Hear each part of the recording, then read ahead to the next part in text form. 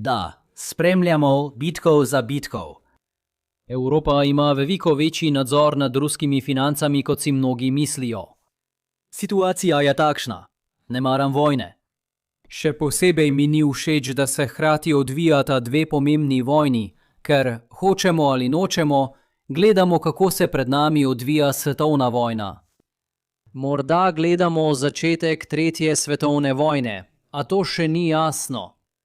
In čeprav je mamljivo, da bi jih povezali prek dronov in protidronskih sistemov, so močnejše vezi, ki jih povezujejo, veliko bolj vsakdanje narave. Denar.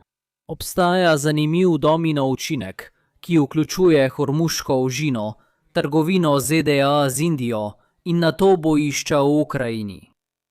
Prepričan sem, da ste že slišali, da je to finančna korist za Kremelj v obupnih časih. Sem tukaj, da razpravljam, kako je izvor problema bolj subtilen, kot se zdi, in raziskujem prave protiukrepe glede na okoliščine. Kot sem že povedal, lahko Evropa večino teh težav omili. Pripnite se, saj gremo na vožnjo z vlakcem smrti. Začnimo z osnovami. Združene države Amerike mobilizirajo sile v Iran. Izrael ubije ajatolov. Kar je ostalo od iranske vlade, reče: hej, to nam ni prav nič všeč, in de facto zapre Hormuško ožino. Moram reči de facto, ker Iran dopušča vse razen Izraela in ZDA, čeprav le okoli 5% nafte skozi Hormuško ožino pristane v Ameriki. Moram tudi reči de facto, ker Hegseth pravi, da je ožina odprta in da je edina stvar, ki trenutno preprečuje tranzit skozi ožino, to, da Iran strelja na ladje, kar je zapleten način, da poveš, da je ožina zaprta. Kakorkoli, 20% svetovne nafte je zdaj ujetih v Perzijskem zalivu, zato so cene nafte močno narasle. Kot sem že povedal, so bili v Pentagonu vsi dobro seznanjeni, da je zaprtje Hormuške ožine možnost. Samo zaprtje ne bi bistveno vplivalo na umik ZDA, saj so za pomembno posodobitev podatkov o možnih izidih vojne potrebne presenetljive informacije. Odziv ameriške javnosti na zaprtje in presenečenje Bele hiše nad nezmožnostjo obvladovanja posledic bi lahko imel takšen učinek. Vmesne volitve so čez manj kot 8 mesecev, Trump pa je na položaju zaradi nesposobnosti prejšnje administracije pri reševanju težav z življenjskimi stroški navadnih ljudi. Administracija je zato začela iskati rešitev za višje cene goriva. Čim bolj preprosta, tem bolje. Zato so predlagali začasno ukinitev davka na gorivo ali sprostitev ameriških strateških rezerv nafte. Toda ukrep, ki bo imel največji vpliv na svet v vojni, je izvršni ukaz, ki se je pred 6 meseci v širši medijski sferi zdel le opomba pod črto. Vključuje Indijo, ki trenutno, kolikor vem, ne vodi vojne. Pakistan je dejansko v vojni z Afganistanom, zato kdo ve? Avgusta so v ZDA zaradi uvoza ruske nafte uvedle sekundarne sankcije proti Indiji. Nekaj, kar sem učil le v akademske namene kot abstraktno idejo, je zdaj postalo resnično pomembna politika. Sekundarne sankcije kaznujejo nekoga, ki ni neposredno vpleten, da ohranijo pritisk na primarnega nasprotnika. Morda se sliši nenavadno, zato naj predstavim trenutno uporabo. Rusija napade Ukrajino. Zahod tega ne odobrava in uvede sankcije proti Rusiji, večina v obliki embarga na rusko blago. Ekonomska načela ponudbe in povpraševanja pravijo, da če po ruskih energentih ni več velikega povpraševanja, bo cena padla, dokler se ne najde kupec. Posledično učinek sankcije ni običajna vrednost trgovskega blaga. To je razlika v ceni med zaslužkom ruskih proizvajalcev prej in zdaj, ko iščejo nove kupce. Ta cenovna razlika je običajno med 3 in 10 dolarji na sodček nafte. Novi uvoznik je zmagovalec. Indija dobi popust. Če želijo sankcionirajoče strani biti bolj prebrisane in narediti še kaj več, lahko to storijo. Ampak morajo uvesti sekundarne sankcije. Če Indija uvozi poceni nafto, se indijski izvozniki soočijo z zahodnimi embargi. Učinkovite sekundarne sankcije Indijo odvračajo od nakupa. Ruska nafta ostane brez kupca, zato Rusija utrpi celotno izgubo. Avgusta je Trumpova administracija zagrozila s 50% carino, če bi Indija nadaljevala nakupe iz Rusije. Politika sekundarnih sankcij je bila takrat javno zasmehovana. Predvidevam, da je Trump takrat grozil, da bo uvedel carine vsem ali nekaj takega. In morda so bili vpleteni tudi takosi? Težko se je spomniti, kaj se je dogajalo pred, kot se zdi, geopolitičnim desetletjem. Sekundarne sankcije so v kongresu uživale ogromno dvostrankarsko podporo. V kombinaciji s trgovinskimi koncesijami Bele hiše je politika delovala. Indijski uvoz ruske nafte se je zmanjšal. Tako so stvari stale, preden se je začela vojna z Iranom. Potem so cene nafte poskočile in Trumpova administracija je napovedala, da bo uvedla 30-dnevni moratorij na sekundarne sankcije. Logika tukaj je preprosta. Če se nafta vrne na trg, se ponudba poveča in cene padejo. Ameriški potrošniki bodo občutili olajšanje, kar bo ublažilo tudi del mednarodnega odziva na višje cene energije. Zdaj pa obstajajo resne omejitve glede tega, kaj bo to dejansko prineslo. To bi opisal kot obliž, saj sprosti količino nafte za približno 5 ali 6 dni prehoda skozi ožino. To ni zanemarljivo, vendar ni nobenih resnično dobrih rešitev, razen če se ožina dejansko ponovno odpre na takšen ali drugačen način. Medtem je Trumpova administracija trdila, da ta politika ne bo imela nobenega resničnega učinka na cene ruskega izvoza, ker veliko ruske nafte preprosto stoji v tankerjih na odprtem morju, brez cilja, kamor bi lahko šla. Kremelj je svoj denar že zaslužil na izhodišču, zato ni nobene škode, nobene krivde. Moratorij velja le za nafto, ki je že naložena na tankerje, ne pa za morebitne prihodnje prevoze, ki jih Rusija morda načrtuje v 30-dnevnem obdobju. No, gospodarski učinki niso tako preprosti. Ta politika vpliva na zaznavanje zaslužka naslednjega tankerja in bistveno povečuje ruske prihodke. To velja, če se moratorij na sekundarne sankcije res konča v 30 dneh in Trumpova administracija ne uvede novega premora za nafto, naloženo vmes.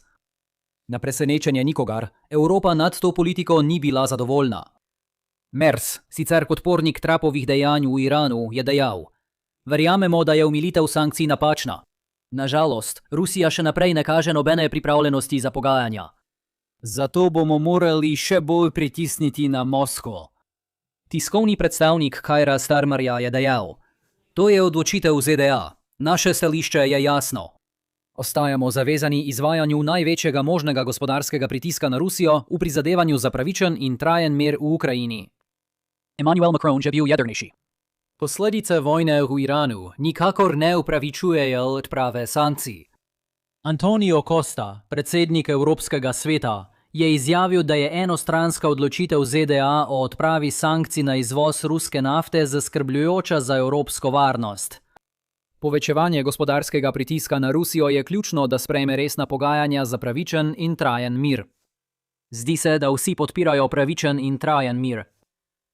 Evropa je v zadnjih 15 mesecih povečala donacije Ukrajini, ZDA pa so prekinile neposredno finančno pomoč, a še vedno nudijo ključno obveščevalno podporo in dajejo prednost evropskim nakupom orožja za Ukrajino.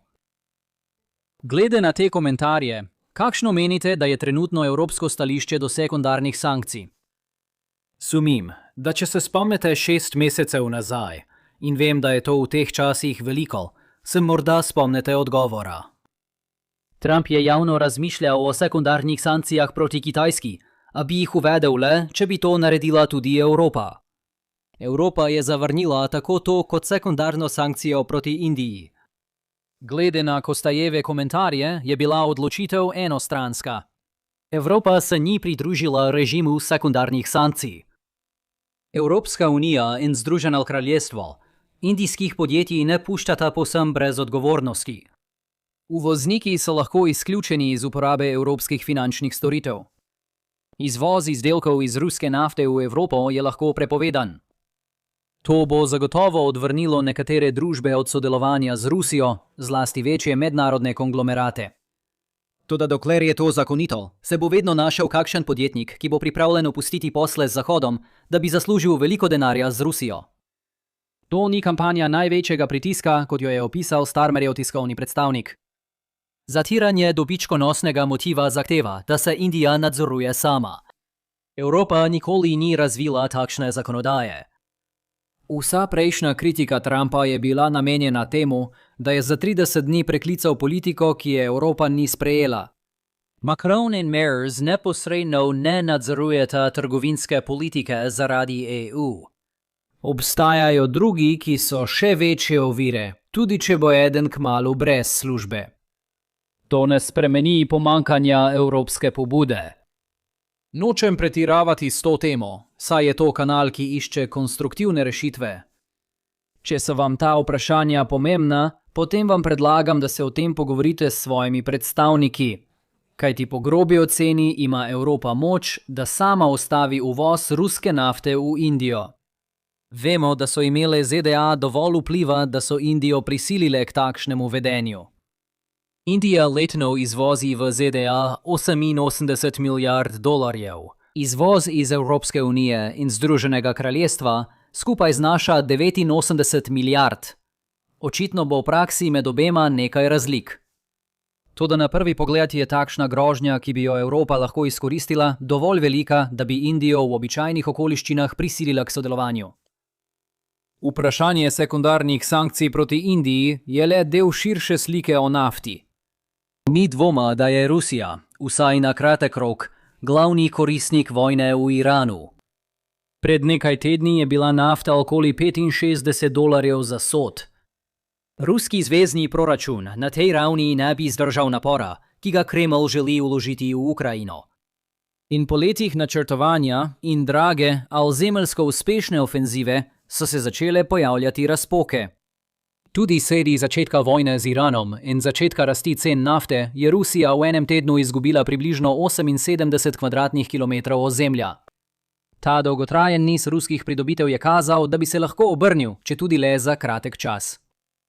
Ukrajina napreduje predvsem vzdolž fronte v Zaporožju, s taktičnimi pridobitvami na severovzhodu Donecka.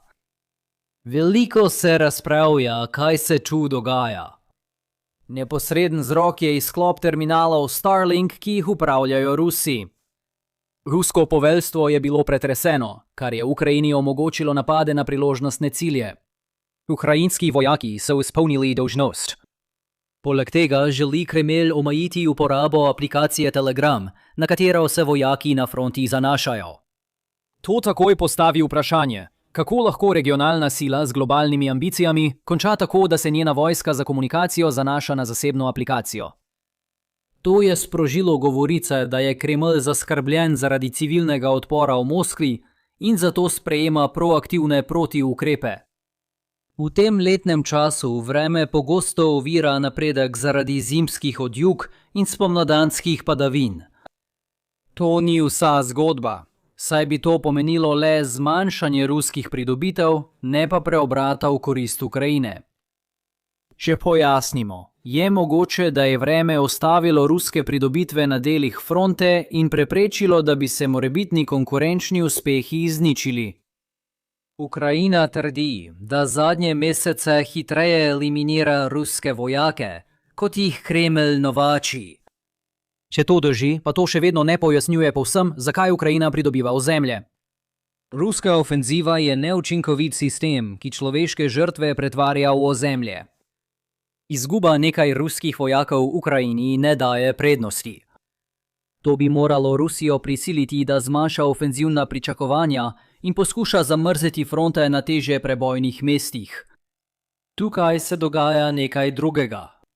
Izklop komunikacijskih sistemov je morda zmedel ruske sile, a bi ukrajinski uspehi lahko upadli, ko se bodo Rusi prilagodili alternativam. Morda pa je nekaj bolj strukturnega v tem, da je Ukrajina prepoznala rusko strateško ranljivost. Počakati moramo, da vidimo. Z večjo gotovostjo pa lahko rečem, da ukrajinski ofenzivi oziroma lokalnim protinapadom pomaga, da je na fronti manj ruskih vojakov. In to nas pripelje nazaj do vprašanja nafte, ki izhaja iz vojne z Iranom. Rusija vojake novači s konkurenčnimi plačami. Plače so odvisne od zmožnosti vlade za izplačilo, ta pa od tega, ali lahko prenese izgubo še enega delavca iz produktivnega gospodarstva. Prejšnji padec cen nafte je močno prizadel ruski gospodarski sistem. Podobno je šok zaradi cen nafte Kremlju vrgel rešilno vrv. Trajanje bo odvisno od krize v Hormuški ožini. Če bi zdaj delal v Kremlju, bi se počutil dobro, a mi situacija ne bi bila prijetna. Moral bi biti potrpežljiv, saj bo večje novačenje potrebovalo čas, da doseže fronto. Drugače povedano, morda bomo v marčevskih podatkih videli, da Ukrajina dobro napreduje, vendar tega ne smemo razumeti tako, da lahko Ukrajina preprosto prezre situacijo z nafto. Evropa ima znova zmožnost omiliti škodo. Pravzaprav je imela Evropa vedno možnost omiliti škodo. Rusija potrebuje tankerje za dostavo nafte na trge, ki jo še kupujejo. Toda ladje, povezane z Rusijo, imajo nesrečno geografsko težavo, saj morajo pluti skozi območja, ki jih nadzoruje Evropa. Evropa je dolgo oklevala z uveljavljanjem lastnih sankcij ali pomorskega prava. To se je spremenilo, vendar so evropski ukrepi še vedno neenakomerni. Zdi se, da je Ukrajina naredila toliko ali celo več, saj je s svojimi droni dosegla Sredozemlje in napadla ruske ladje, ko so se odpravljale proti Sueškemu prekopu. Ključno je, da svetovna cena nafte ni pomembna, če je Rusija ne more izvoziti. Kremelj se večinoma zanaša na senčno floto tankerjev. Če ustavite tankerje, ni pomembno, kaj se dogaja v Iranu. Omilitveni ukrepi zahtevajo, da Evropa sprejme rusko zaostrovanje. Kdor ne tvega, ne dobi. Kremelj se je le malo odzval na peščico evropskih poskusov zasega. Torej stopnjevanje ukrepov ne bo nujno povzročilo krize po vsej Evropi. Video posnetki se ne končajo vedno s tem, da omenim ti dve odlični knjigi o vojni. O prvotni vojni. Običajno grem v to smer, ko govorimo o Ukrajini. Za več informacij o njih preverite opis video posnetka. Če vam je bil video všeč, ga všečkajte, delite in se naročite. Se vidimo naslednjič. Pazite nase.